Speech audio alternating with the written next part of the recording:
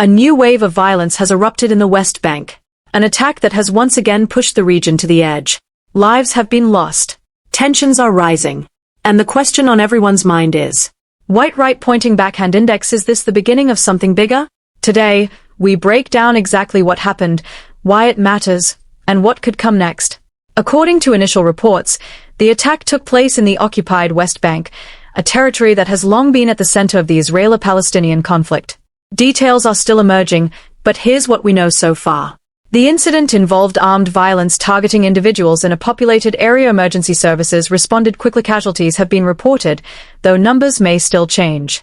Authorities immediately launched a security response, locking down surrounding areas and beginning a search for those responsible. This is not an isolated incident. It's part of a pattern of escalating violence in the region. To understand the significance of this attack, you need to understand the West Bank itself. The West Bank is a landlocked territory located between Israel and Jordan. It is home to millions of Palestinians, as well as Israeli settlements. For decades, it has been a focal point of political disputes, military presence, clashes between communities. Control of the territory has been a central issue since the 1967 Six-Day War, when Israel captured the West Bank. And since then, tensions have never truly disappeared.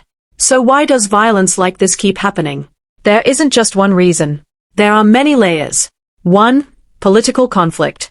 At the heart of it all is a long-standing dispute over land, sovereignty, and statehood. Both sides have deeply rooted claims, and neither has fully backed down. 2. Military presence and security measures. The West Bank has a heavy security presence. Checkpoints, patrols, and raids are common. Supporters say these measures are necessary for security. Critics argue they increase tension and resentment. 3. Settlements. Israeli settlements in the West Bank are one of the most controversial issues. Many in the international community consider them illegal under international law, while Israel disputes this. These settlements often become flashpoints for violence. 4. Cycles of retaliation. Perhaps the most dangerous factor is the cycle itself. One attack leads to retaliation. Retaliation leads to more violence. And the cycle continues. Following the attack, the situation on the ground changed rapidly. Security forces increased their presence. Roads were blocked. Arrest operations may have been carried out. Leaders on both sides responded quickly. Statements ranged from condemnation to calls for action. And as emotions rise, so does the risk of further escalation. Because in this region, one incident rarely stays isolated. The international community is watching closely. Countries and organizations around the world have responded. Calls for restraint, appeals to avoid escalation, renewed discussions about peace efforts. But here's the reality. Global reactions often have limited impact on the ground. Diplomatic statements don't always translate into immediate change. Still, every incident like this puts the conflict back into global focus. So what happens now? There are a few possible scenarios. 1. Short-term escalation. In the immediate future, tensions are likely to rise.